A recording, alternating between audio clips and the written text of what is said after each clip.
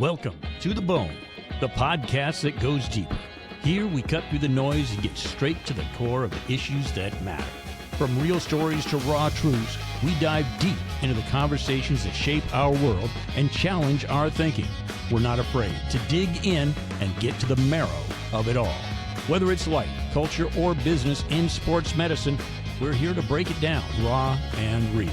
No filters, no fluff, just to the bone. With your host, Shelby Daly, we're getting to the bone. This is a clinically pressed, approved CEU podcast. Find the quiz to gain credit at clinicallypressed.org/courses. Clinically Pressed Company, making the complicated simple through results that give back. Find out more at clinicallypressed.org. Let's get started. Welcome back to the Bone. Today I have Shannon, Flemming, and Carl Sims. They're working on the compact for national licensure. Shannon's with the BOC, and Carl is one of the legislators that's helping out with pushing this forward. Is that correct? Yeah, to properly introduce myself, I'm Carl Sims. I'm the Deputy Program Director at the Council of State Governments National Center for Interstate Compacts. So we're actually a nonprofit group that works with states. We're a nonpartisan nonprofit, and specifically with compacts, we help with the technical assistance part on the development of those, as well as we're out there in the states during the legislative consideration of them as well. Perfect. And then Shannon, did you want to do an introduction on yourself? Sure. My name's Shannon Flemming. I'm the Vice President of Credentialing with the Board of Certification, or BOC. And I'm leading, BOC's charge in helping Carl and a bunch of other people develop the Interstate Compacts. Awesome. So I'm having you guys on today, which I'm super excited about, creating this partnership, this relationship ultimately with the BOC to be able to educate everybody more on the behind the scenes on getting this legislation passed federally. So Shannon, can you give us a little background on how this all came together? Sure. So I had attended a conference session about compacts several years back, and we decided it was a topic that athletic trainer regulators may want to learn more about. And so we had our first session regarding compacts at the BOC Regulatory Conference way back in 2017. Since then, we've also invited Dan Logston from CSG, which is where Carl is with, to present. And that was I want to say he's presented in 21 and maybe even 22 and 24. Or we've had somebody from CSG in those years. And we've been really talking about compacts ever since. And then we learned that CSG had this partnership with the Department of Defense, which provides technical assistance with developing the compact. And so it's kind of a grant program that we knew wasn't going to be there forever, right? So we went ahead and applied. We were accepted, and I believe we are one of the last ones to one of the final professions to be accepted into that program. Gotcha. So in the past, we've had temporary practice licensure if you go across state lines. What is the difference between having this in action rather than just having these temporary practices from state to state? Sure. So there is what is technically called an exemption in many of the states. I think all but about 7 states have an exemption clause that allows you to travel, say, with your team to care for your team members while on that travel. And typically it has a very short time frame. So it might say up to 90 days or up to 30 days or something like that. But that only allows you to, again, a short period of time, but also only to practice on your team.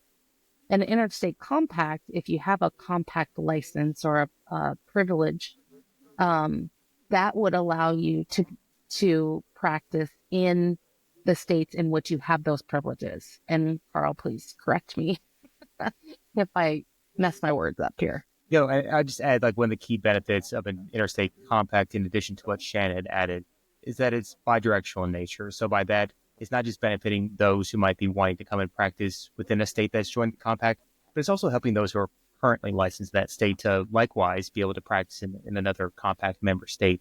Whereas traditionally with reciprocity, licensure by endorsement type policies, they're more of that one direction, just getting people into the state. So there's that added value that interstate compacts provide in that direction.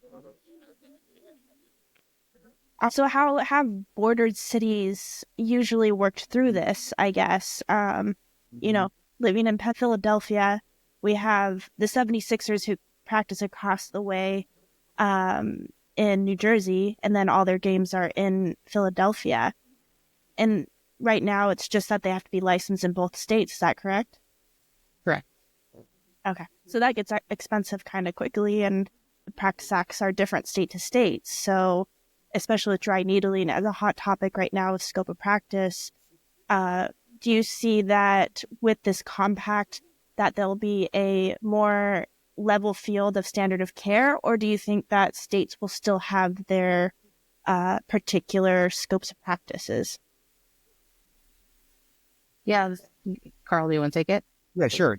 With the Interstate Compact, it really preserves the scope of practice, the laws and regulations that a practitioner must follow. So just like there is right now for any kind of multi-state practice, someone who's providing services in another state is having to abide by those laws and regulations, that scope of practice of where they're providing services or where that person that they're providing services for is located, in other terms. So with a compact, that doesn't change. So someone using the compact, getting that authorization to practice in another state, they're still having to make sure they're aware of those differences just as they are right now and still abide by those laws and regs where they're providing services. Okay. So will this provide better healthcare to the public with this compact? Well, we think so because it's allowing for continuity of care, right? So, as an example of maybe a use for that is if I'm a college university athletic trainer and I have students and patients that travel home for the holidays and they have an injury, I'm technically not supposed to call and check on them or provide care to them while they're away. I would have to get a license in the state that patient is in. And so this may allow for some continuity of care if I have a compact license that has privileges in those states. So it certainly could help in that area as one example. So with states that are licensed already, so other than California, where we need a physician's oversight in our scope or practice, with this compact, do we have to get a physician's standing orders in every single state, or how would that work? Yeah, so as Carl said, that the scope of practice, which, sometimes includes that physician oversight or direction, you would still need to have that. And it will depend on the state on how they define physician. Most states define physician as being licensed in that state. That doesn't mean to say that there are physicians that have more than one license, because there certainly are. Physicians have their own interstate compact. But I know of one state, I believe it's New Hampshire, that says that the, directing physician just needs to be licensed in the U.S. or Canada. Oh, okay. And so that would, that's a little more broad. But yes, they're still going to have to follow the laws of the state in which they are practicing. And that includes physician supervision. Okay. With the history of this being put together, how long have we been working on this? So we, I think we submitted the application in January of 2024. Okay. So that's when we started. We got approved in March or April. We had a kickoff meeting in June. So I would say technically We started in June. So this has been a pretty quick turnaround ultimately. Yeah, the process to the development of the compact, because it is legislation and we're developing it in a way that's very transparent, that gets a lot of stakeholder voices involved. So with that, it usually takes about a year from that kickoff point to the development of the legislation. So we're still in the drafting stage right now for it. And then there's a couple of milestones that occur after that legislation is finalized, and then states are able to consider enacting it through their own legislative process. Gotcha. So with the states involved, I guess, do you guys have a list of states that are already interested, or can you not disclose that already? So I'd say with the legislation still being developed right now, we're not quite at that stage where states are able to kind of raise their hands and say, yeah, there's a lot of interest coming from the states in enacting it, because it's not yet finalized. But that's really want to point to just there's 18 licensure compacts currently in existence right now, and just seeing the responses from states and enacting those, just the overwhelming numbers really of states enacting them, participating in those and continuing to enact these. And then I think just with hearing from those within the profession and the need for enhanced licensure portability would anticipate a lot of interest when we're at that point and the legislation is available for state adoption. Gotcha. So when you get to the point of the states that want to enter this compact, is it you have access to all the states, or do you get to pick and choose which states you need in your personal compact ultimately? Yeah. So again, the legislation is still in draft form, but as currently drafted right now, and we'll get to a point where the legislation will be available for public comment. But right now, as the legislation is written, and this is the prevailing model for most of the licensure compacts out there, it's to the point where there are that set number of compact member states, and then a practitioner who qualifies and is wanting to practice in another compact member state would pick each of the compact states that they would want to provide services in. So just one compact authorization doesn't automatically get you into all other compact member states. You would have to apply for those. But by apply, it's merely just verifying your eligibility. It's a very quick process. That's compact privilege of practice model that we're talking about here. But it allows for a practitioner to, better able to get the scope of what states they're wanting to practice in. And there could be a cost component to that as well, whereas they're not maybe, paying for more states they need access to. Then there's also benefits to that model for the regulator as well that could certainly go into if helpful. Yeah. So you had mentioned cost. How do these other compacts for other specialties work? Is it pay per state? Is it you get a discount for adding more states, less states, a little bit more expensive? Obviously, this is looking to help decrease cost and the work to get multiple license. Is there a cost factor that you guys are considering, or how does that all work? Yeah, so ultimately there will be a cost component to it for someone who's wanting to use the compact. And it really depends on the compact model, but just talking about the model that's presently written to the compact legislation in its draft form, there will be two fees collected, but really that's collected as one during the application process. One is going to the compact member state of where you're wanting to provide services in. So, they're not losing out on the revenue that they would otherwise be collecting from a license fee. And then there's a portion of the fee that goes to the Compact Commission. The Compact Commission is the government agency that's created by the Compact. It is comprised of delegates from all the Compact member states, and they're in charge of making sure that the Compact works, that it's operational, it's able to go through its establish its data system, and make sure that someone's able to go through all the processes needed to make the Compact work. Typically what we've seen from compacts which are operational, so they have that data system up and running, someone's able to use it, is that the cost of that compact authorization, at least for this model, is typically about the cost of a license that they would otherwise pay, or maybe even a little bit less than. So really, a lot of the value that comes kind of on the other ends of the spectrum, I would say, the savings that someone gets as far as cost and time from what they would otherwise have to do for a traditional licensure process, without having to navigate the different, websites and the requirements that a state might have for those other pathways. It's a very consistent, uniform process that Compact it really provides for. And then on the back end, whenever they have that Compact authorization, there's a very good consistency as far as how they would maintain that compact authorization. So with other licensure pathways, if you just have that single state license, you have to track maybe different renewal cycles if you have a license in many different states, CE requirements. How it works for compacts is that renewal cycle is all tied to your license that's being recognized by those compact member states that provides you the ability to practice in them.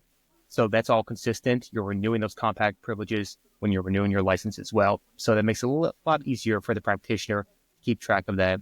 For continuing education requirements that a state might require, you're still having to abide by what your license state requires, making sure that you have that in place so you keep that license good standing. But you're not having to do any extra CEs for that compact authorizations that you might otherwise if you had multiple licenses in multiple states. Gotcha. So just to reiterate, I guess my understanding is you have your home base state that you're practicing in, and that's kind of the standard of keeping eligibility for the other states, basically? Yeah, from a general sense, that's correct. Okay. And then what happens when new states want to enter the compact later down the line? Yeah, so states, once the compact legislation is out there and available for state enactment, states able to enact that legislation at any time. So there are some milestones, like I had mentioned, from when the compact is first released, that legislation is first released, to when it's actually able to grant compact authorization privileges. So, that could be where one of the first few states, there's an activation threshold. So that means that a minimum number of states have to enact the compact in order to form and the place to actually do what it says it's going to do.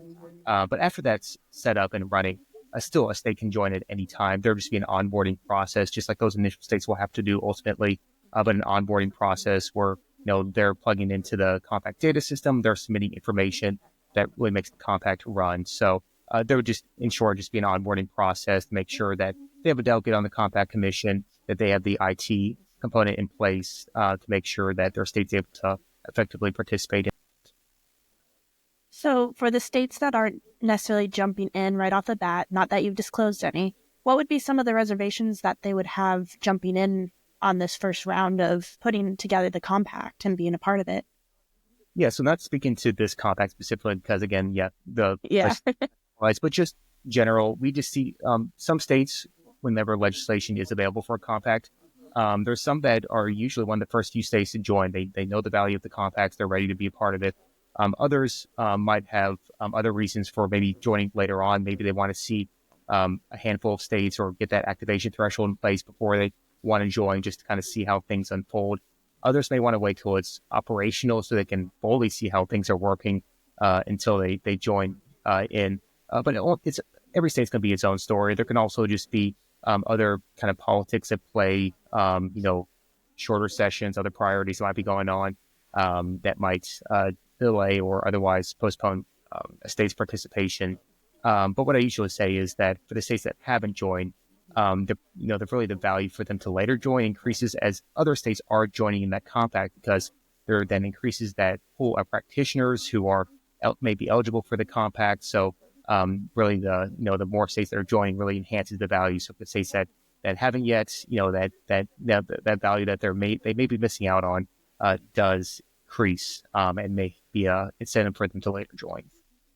So would some states possibly get rid of their temporary license or practicing their reciprocity? Have you seen that from other states or other compacts where they've gotten rid of that temporary practice to try to push practitioners into utilizing this compact?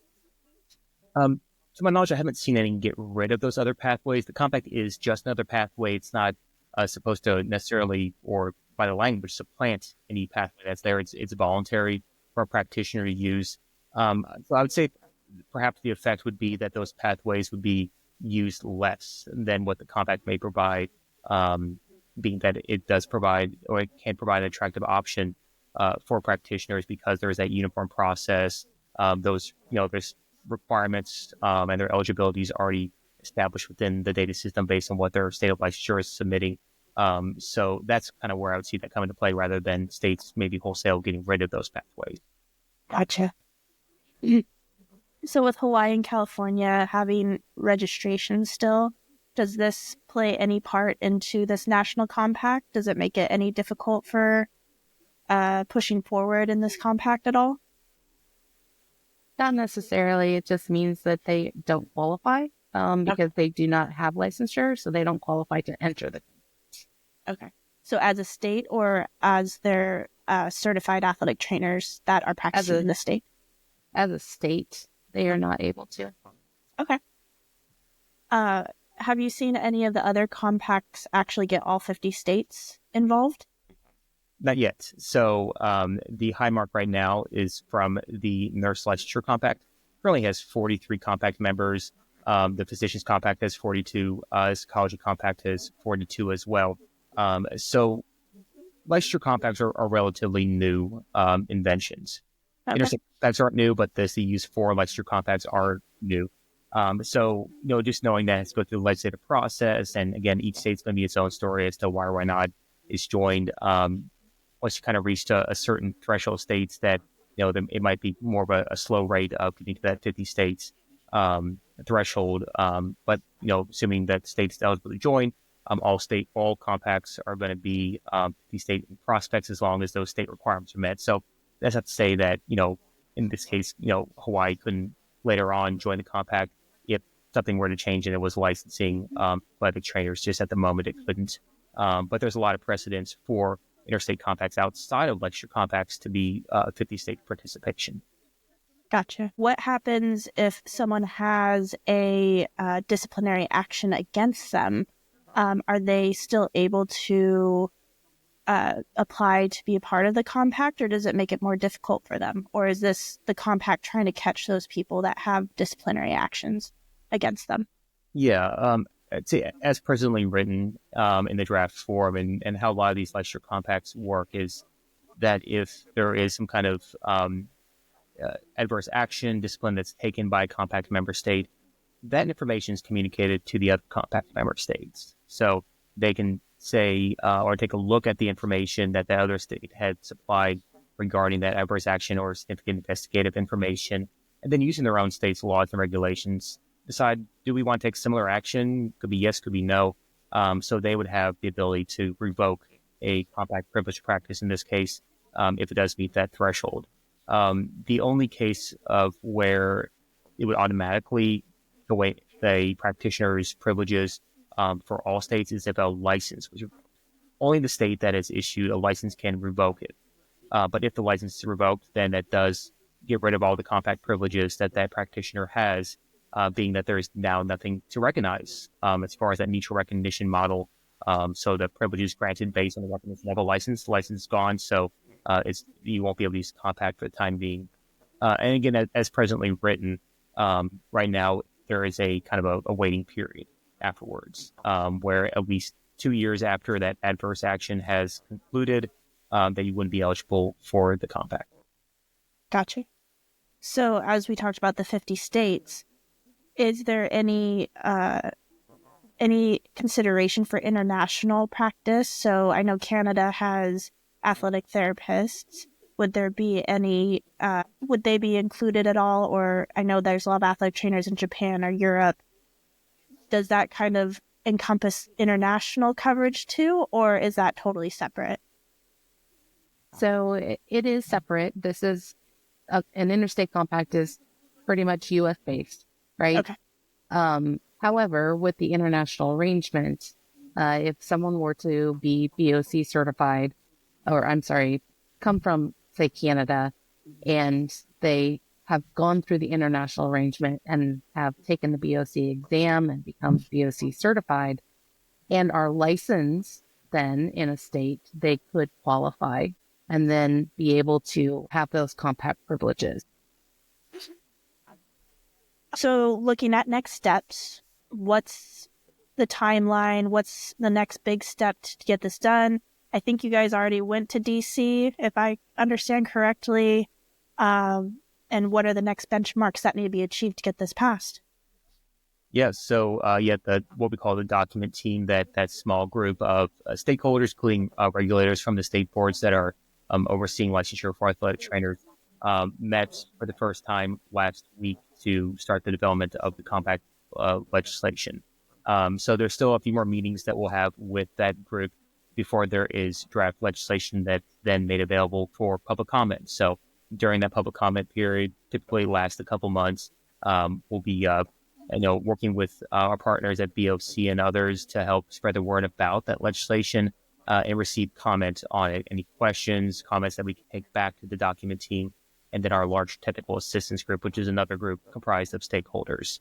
We'll hold webinars to kind of further explain the compact in detail, answer those questions live, but also have a survey component as well. So the effort of that is to get as much feedback and data as we can so that we can make sure that the legislation is being responsive to the regulators who will be administering the document and the athletic trainers will be benefiting from it.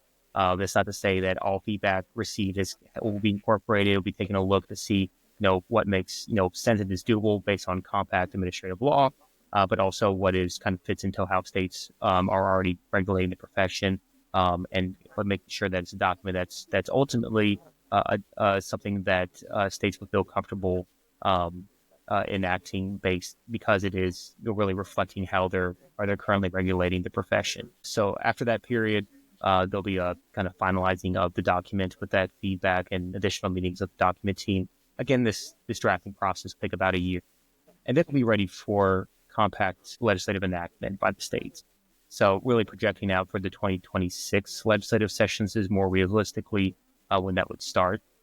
And so, however long it would take for the compact to reach at least 7 states, that's right now what's written into the draft legislation, the number of member states enacting the compact in order for that compact commission to form. Again, more states can join after that. That at least triggers the amount necessary for that group to form, and then they'll begin their work. So I'd say the legislative enactment phase, it could take as little as 1 year, but usually we see it take about 2 years for them to reach the activation threshold. But anyway, after the compact commission forms, that can take a couple years, maybe more, maybe less, to get its operations underway. So, the reason why this is a multi-year process is, one, because we want to make sure that the document that's being created is stakeholder informed and it's legislation. So once it is enacted, it makes it more difficult to then later change, especially when we're talking about multiple states having to go through their legislative process. So really making sure that it's built for the future. And then go through the legislative process, of course, will be inherently, could be a long process, just how the frequency of how states are meeting, the amount of time they have, and all the other variables that can come into play with that. And that third phase with the compact commission, essentially you're starting up a new agency. And that can take some time to get staffing in place, the infrastructure in place. But once things are up and running, it's pretty streamlined after that. There'll still be, rulemaking and policies in play for the compact commission in later years. But really those key first steps in getting the legislation passed, that compact commission up and running, are really the kind of key things to keep in mind here. Gotcha. It's definitely a marathon and not a sprint. Yes. Anything federally, I feel, is that way. So you had mentioned about webinars that you're going to release to keep people up to date. Is this all on the BOC website to keep track of this? Where can people log in to learn more about this legislation that you guys are putting forth? So we do have a space on our website under state regulation. There's a space for the compact. And then we have a link to CSG's website where they also have space on their website about the athletic trainer compact. So between the two spaces, that's where everything will be housed. Awesome. Is there anything else that you guys wanted to hit before we close up?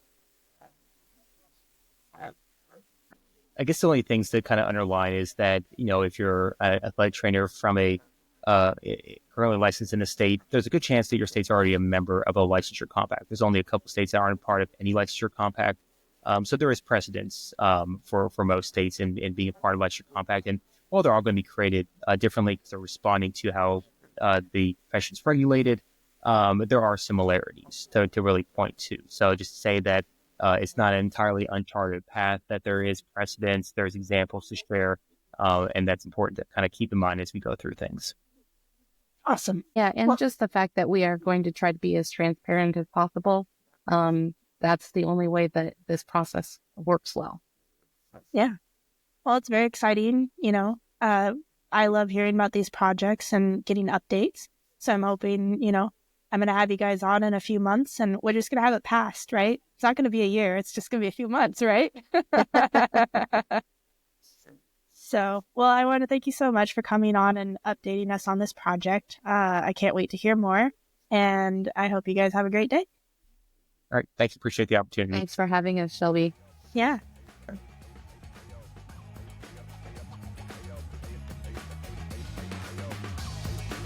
That's it for today's episode of To the Bone. I hope we've sparked some new thoughts, challenged your perspectives, or simply reminded you to dig a little deeper. Remember, life isn't just about what's on the surface. Sometimes you've got to cut deeper and get to the bone of what really matters. To the Bone podcast is a product of Daily LLC. It is hosted and produced by Shelby Daly, ATC, and Randy Daly. No clinical decision-making should be based solely on one source.